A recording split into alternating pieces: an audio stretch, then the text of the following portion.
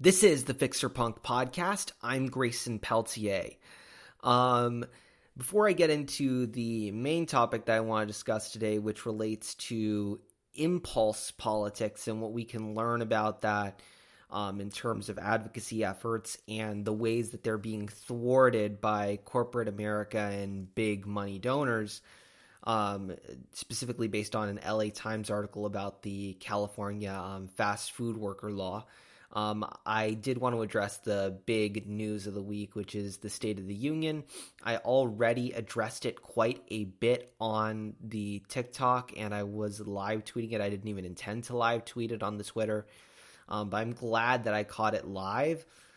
Typically, these kinds of speeches, especially with a divided government, are pretty uneventful. But here we had a very eventful State of the Union, and President Biden did honestly way better than I expected. Still, there was a lot of extreme moderation. That's the one thing I keep coming back to. And the other thing that I keep coming back to when it comes to the State of the Union is that, and really a lot of our current political state is that really we are fighting for the bare minimum, which obviously to a lot of progressives, that doesn't sound good. It doesn't feel good.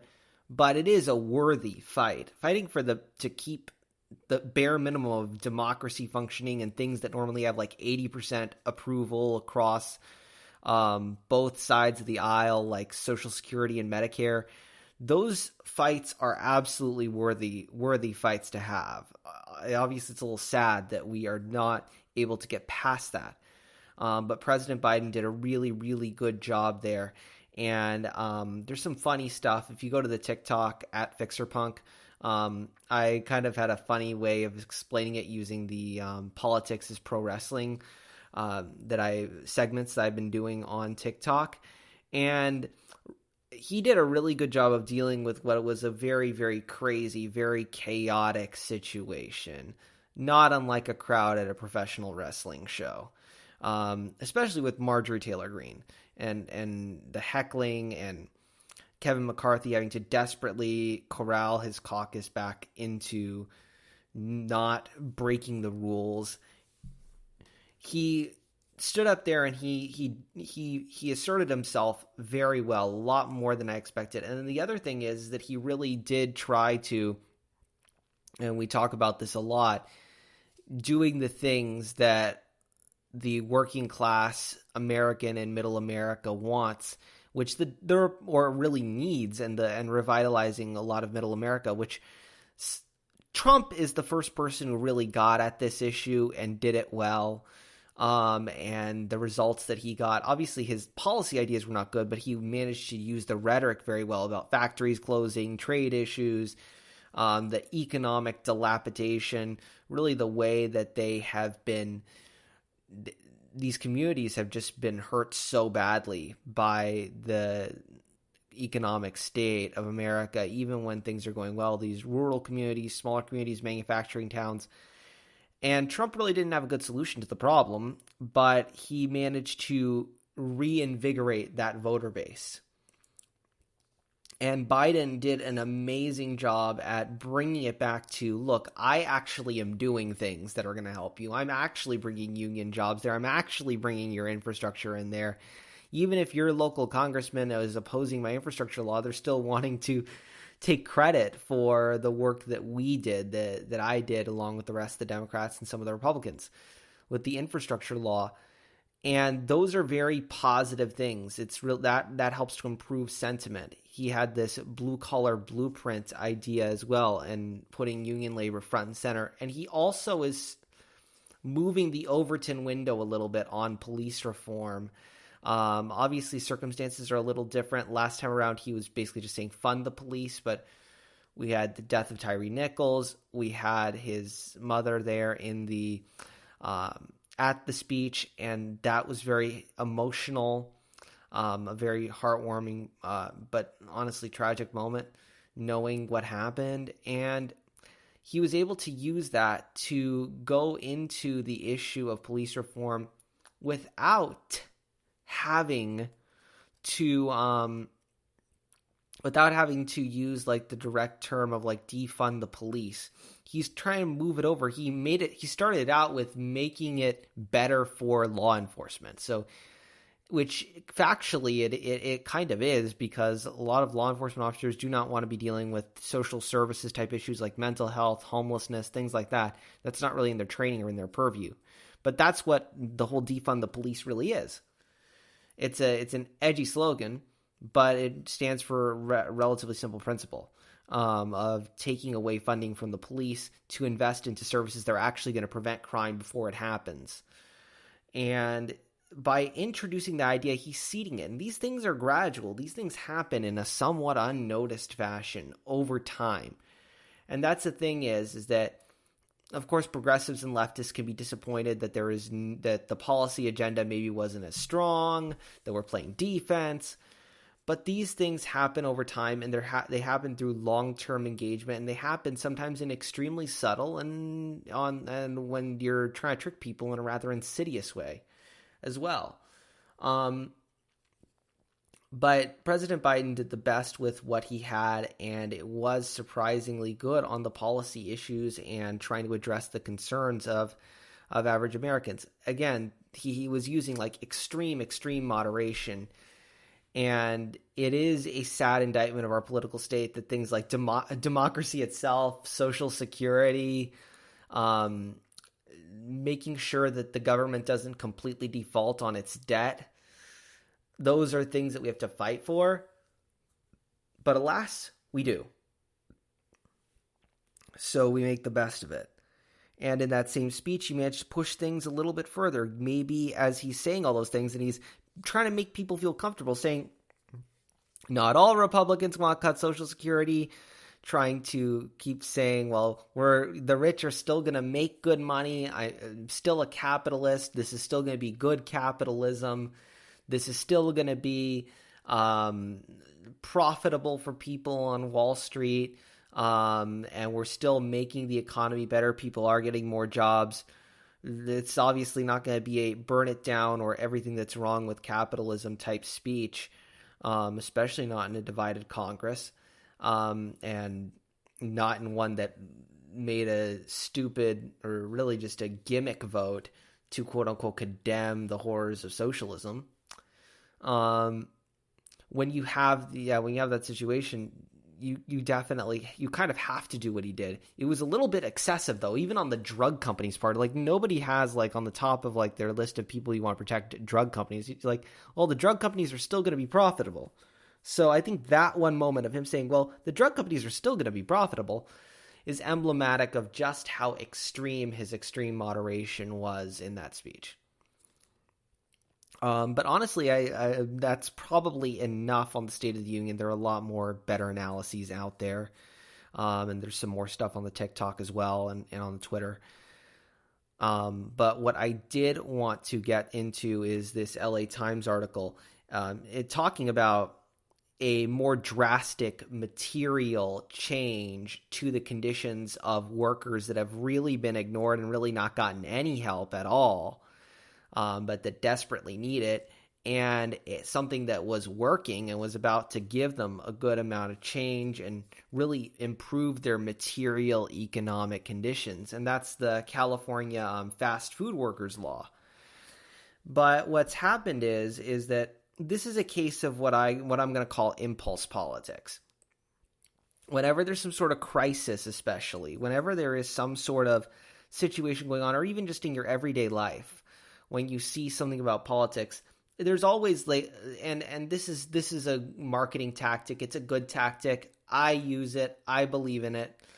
If you're using it in an honest and ethical way, but making things very easy for you to take action on them, making it very easy for you to click the button to donate money, making it very easy for you to sign the petition online, so that the average person isn't bothered too much by trying to show their support for a cause or an issue. But when you're doing things sort of impulsively like that, you can wind up having drastically bad consequences, especially if the way things are happening is not regulated and people just straight up lie or use confusing words or terminology, and people don't really know what they're signing, what they're donating to. It happens all the time. I don't blame voters for it. Some of the rhetoric, terms, it's all confusing. Obviously, that's why there are people like me that have to go to school for extensive periods of time and go to special trainings and all of that to understand politics and the communications aspects of it. But here in California, what happened was that this wasn't necessarily based on a crisis, although it sort of was. Certainly a crisis for the wallets of the owners of fast food restaurants, because this is a law that establishes a first ever fast food workers council to improve the working standards, the conditions, and the pay, which could go up to $22 an hour for fast food workers who desperately need the help. This industry is prone to extreme union busting, extremely bad conditions, bad bosses. It's a field that nobody really wants to work in, but that is sort of now becoming the American job. Like retail and fast food, those are like the jobs that are around. The manufacturing jobs, the good union manufacturing jobs aren't around anymore as much. Of course, you have President Biden talking about how we're going to help that, the Buy American and all the green infrastructure and the climate change initiatives are going to possibly help to bring those jobs back. But fast food jobs, retail jobs, still a big part of the economy. And those workers, all workers, deserve to be treated with dignity. And this law takes a big, big step to really help them and give them like a sort of representation, almost like a sectoral bargaining, which is something that you see in a lot of other countries, especially in Europe. But here in America, this is probably the first time I've heard of it. And it's going to be really helpful. And of course, the fast food industry is going to want to fight back against it, and they have a lot of money to do so. So for some legal background, in California, there are ballot propositions, and there is something that can be done to put a ballot proposition on the ballot to stop a law that the legislature has passed, because this law it's law. It passed it passed California's legislature. It was actual official law. This AB 257. But what what the fast food industry did, and the franchising association did, is they filed a petition for a referendum, which is a ballot measure that basically says, do you want to keep the law or do you not want to keep the law? So it goes to the voters, in this case in 2024, asking the voters, do you want to keep this law that the legislature passed? And apparently, if you get a referendum, you can stop the law from going into effect if you get enough petitions for a referendum. But to get a referendum to the voters to stick it on the ballot, you have to get a sufficient number of signatures from registered voters in the state of California stating that they want to vote on this issue on the ballot. So what these companies will do is they will hire petition circulators, and these are like a complicated web of companies. And this is all from an article in the LA Times that is really good, very insightful on this issue. But they will hire a web of consulting firms and companies that will then job it out to sort of random people that stand outside of stores and busy places trying to collect signatures, and they get paid by the signature. Which makes them kind of desperate to collect these signatures. And there really isn't any regulations or training or anything like that on who can do this. It can be any Joe Schmo. And of course, if you're making like $16 per signature, you're going to do whatever it takes. And the state rarely, if ever, really enforces anything against them for lying about it. But if you don't have these signatures, you can't get it on the ballot. If you don't get it on the ballot, you can't suspend it. Even if it's going to pass. But then once it gets on the ballot, then obviously these very well-financed groups of restaurant owners are going to try to fight back against it. The people that are supporting this obviously are unions and workers' rights advocates, but they don't have as much money. And this is a very helpful rule whenever you're dealing with politics or civic advocacy or anything like that. If you're just an average person out there going about your life, whatever group is spending the most money and trying the hardest to convince you, it's because they are trying to change your mind about something. If the tactics seem over the top, if it seems like they're advertising it just a little too much, usually that's because they know that you are not likely to agree with them unless they keep drilling that message into your head. So the amount of force they're using is proportionate to the amount to which you disagree with them, as long as you're within persuadable range or you're within like trickable range. And they typically use very, very simple tactics. I remember in campaign strategy class, they told us to narrow down things to 3 issues or 3 words. And that's kind of the tactic behind these petitions, because these petitions they're a complicated concept. You're not saying, I want this to be on the ballot for me to decide about this as if this law didn't exist. It is to stop the implementation of a law that is already passed, and to then have to vote on that specific law. And that's obviously not 3 words. So what these petition circulators do is they will either simplify it or they'll downright lie. And some of these lies can be rather grotesque, and some of the tactics they use can also be rather grotesque. So you have one petition circulator who was saying this is a petition to vote on a higher minimum wage. You also had ones that were saying this is to fight back against inflation. They're like, if you sign this, it's to stop inflation. And I remember actually being outside of Walmart here in Southern California. And the interesting thing is that if you wonder why these people are allowed to stand outside of like your Walmart, your grocery store, or whatever, and the store can do nothing about it, maybe they'll have a sign up saying we are not affiliated with them.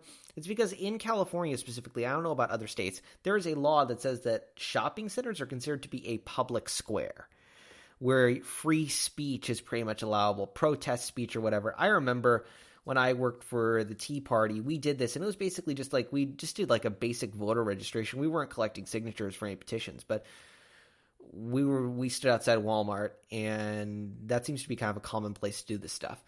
Is we stood outside Walmart and tried to get people registered to vote, and then gave them literature about our group. And Walmart couldn't do anything about it, because that's what the law is in California. And it kind of makes sense, especially when you're in like these suburban safety cell communities, to steal some words from Green Day's Warning.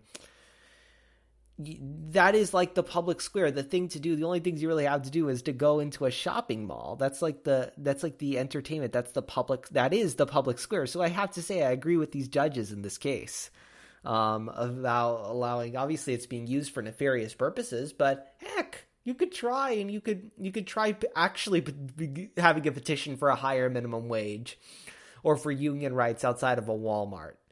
Obviously, Walmart might get a little more upset. They can't probably legally do anything about it, but heck, you could try. If you're an organizer and you've ever tried like doing petitions outside of Walmart for something that's a positive, progressive cause, I'd love to hear about your experience. Email me, Grayson, Greyson, @offspeedsolutions.com. Or you could we have a new call-in line actually, where you can call and leave a message, 844-477-PUNK, 844-477-7865. I wasn't even supposed to announce that yet, but I just did. And that's why they're able to still stand there. But they will say things like at this Walmart, I don't know whether or not this petition that they were signing was this restaurant worker, or this fast food worker petition. But they were saying things like fight Newsom's inflation, and I'm in a somewhat conservative area. Fight Newsom's inflation, no to price increases. And then there was another one that was there's another referendum measure that was about blocking a law that blocks new oil wells from being built close to people's homes and schools. And that one also used deceptive tactics. Like they were saying, lower gas prices, sign this to lower gas prices, when really it doesn't do anything of the sort. So they're kind of making stuff up that's in the realm of what is maybe kind of sort of reasonable. But the trickier ones are, the inflation one is complete BS, but maybe that gas prices one, maybe supply and demand, maybe it's a quarter truth. But you have other ones who are saying, well, look, this is to vote on this is to, because this is the trick that I kept reading about, is this is to vote on a higher minimum wage for fast food workers. This is to vote on, an emphasis on the words, to vote on a higher minimum wage for fast food workers and better conditions for fast food workers. And some of the people interviewed by the LA Times said that they thought that this was to help fast food workers. One of them even said the canvasser, that's what we call them, the people that go around with these petitions, canvassers, was very oriented toward progressive causes and trying to make it seem like, oh yes, this is to help the fast food workers. This is to help raise their wages. And it does seem confusing because when you read it, you're like, referendum. Most people don't know what referendum is. And then on this that relates to fast food worker conditions, and little do they know that what it is that it stops a law that has already been passed. And I did not read like the full petition itself. It was kind of a small picture that was a little pixelated when I saw it, but it is a little confusing. But they kept saying this is to help increase their wages, and people think maybe it is to increase their wages. I want to do something. Somebody's like, I'm really desperate to try to help workers, help improve workers' rights. So I just signed the petition. And they didn't know that this was to block it. And then the only reason why it's getting put on the ballot, if there was no petition, if no petition existed, this law would go into effect. We'd have a fast food workers council, wages would go up, fast food workers would wind up getting treated less crappy, most likely. But now because we have petition, it's stopped. So that is misleading. That is false advertising. Then they're telling people, well, this is to help the workers, or this is to help lower gas prices, when it's not to lower gas prices. Just like Biden doesn't have a for the oil well petition, the oil well referendum, which blocks the implementation of a law that blocks oil wells from being put too close to houses. There's no Gavin Newsom gas down button. There's no Joe Biden gas down button. It doesn't exist. But it's that impulse. What they want you to do is they want you to act on that impulse real quickly. It's just like any kind of marketing. Like, you want this? We can give it to you. We can sell this to you right now. You want to donate to this? Maybe the organization isn't what you're actually looking for. Like during the Black Lives Matter, there was one that was famously a Black Lives Matter Foundation group that was actually run by ex-cops or current cops or something like that. That was not like advocating for police reform. That was kind of the opposite of what the BLM movement was really going for. Yet people were sending in money because there's that impulse there. And to some people, things like gas prices, inflation are a crisis. And it is economically. And they're like, okay, let me sign this petition. Maybe this will help. And then the people that were downright lied to about this actually helping to increase wages. And there is a process. There is a legal process by which you can have your signature removed, but there's a deadline. There are timelines on that. There's a way to complain to the Secretary of State. The LA Times article explains that. But it's very confusing. It's very opaque. It's very hard to find. So, moral of the story is, the harder somebody is trying to sell you on doing something in terms of politics, the less likely that you should listen to them. I even said this about local candidates. The candidate who is spending the most on marketing, and you don't really know what their policy positions are, or some kind of initiative out there that's just constantly spending money, you want to be a little more skeptical. They could have a good message. There are causes that have a lot of money. There are causes that advertise.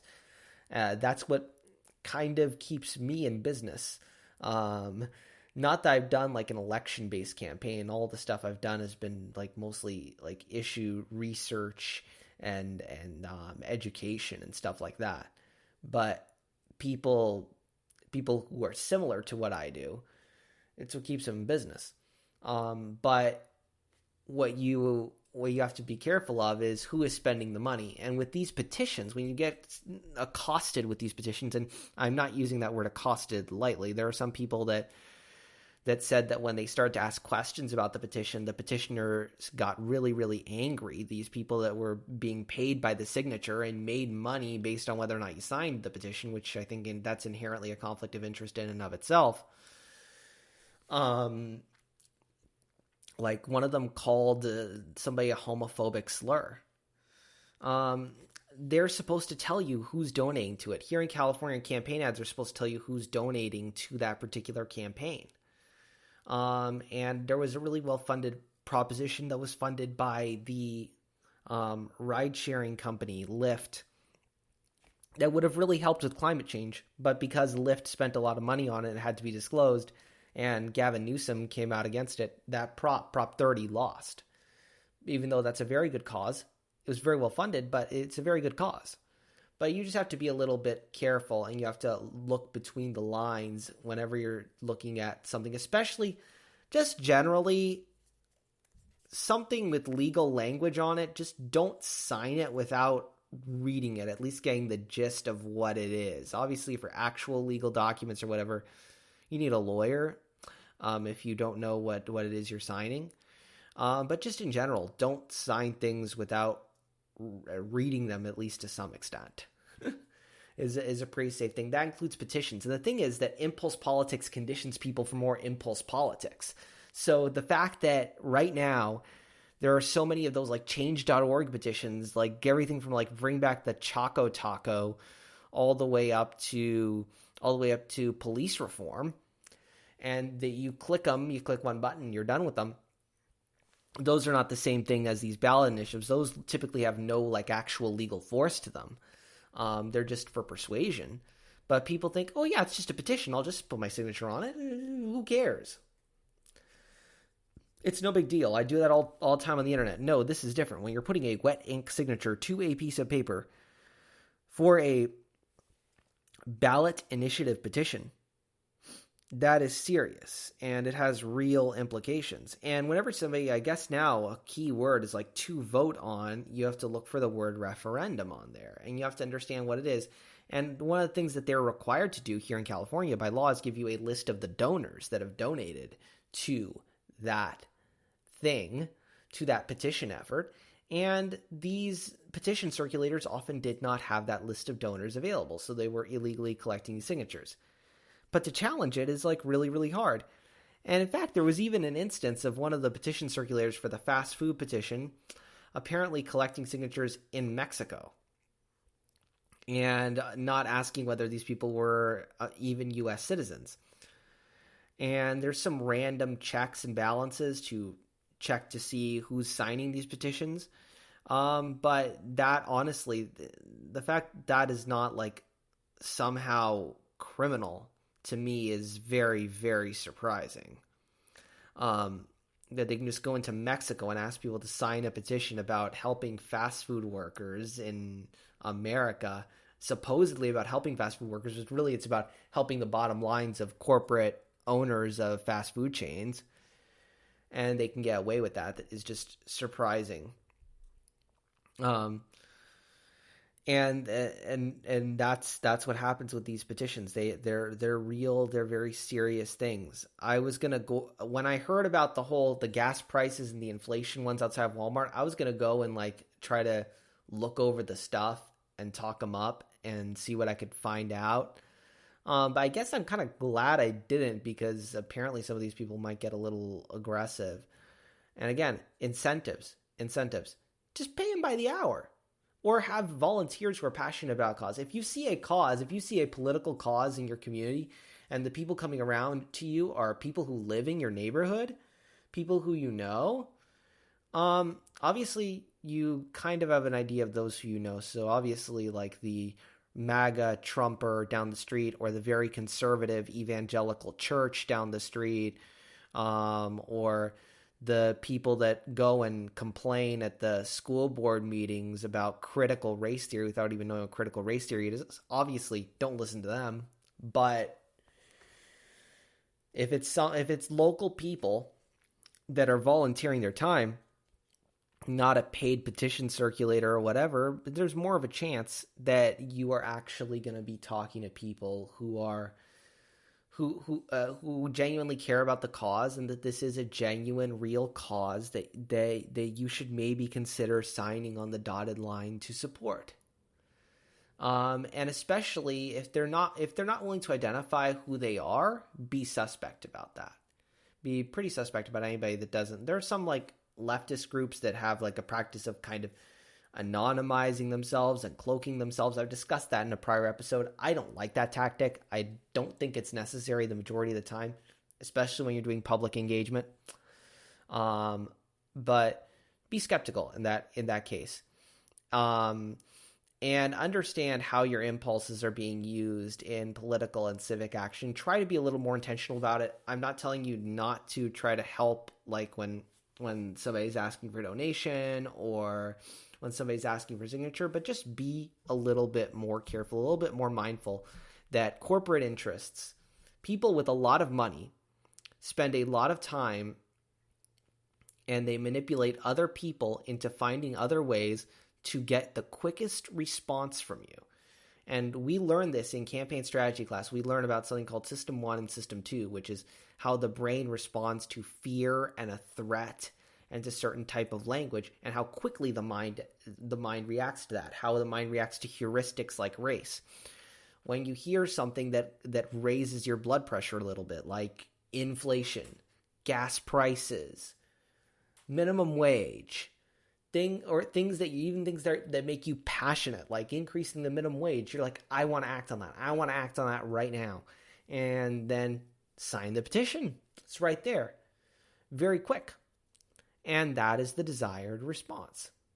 So just be mindful of it and know that oftentimes the groups that are using the most force, my opinion is if your ideas are good, you don't have to shove them down anybody's throat. So if the ones that are using the most force, the most amount of energy, and are being the most devious, perhaps the ones that seem the most polished, then just take a step back and then look for those donor lists. Look for that information of who is donating to this, who is funding it.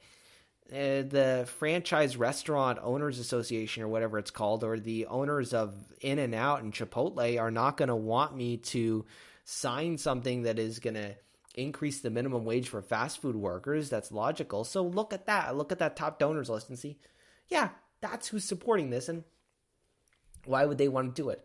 But obviously use a little bit of nuance with it, and always have your trusted people in your community who understand things about politics. If you happen to be in a community with a decent size amount of leftist and progressive people, try to be around them and try to ask them questions. Obviously your local next door is like usually a toxic cesspool, so just get like random local information, like maybe the names of the handyman to use.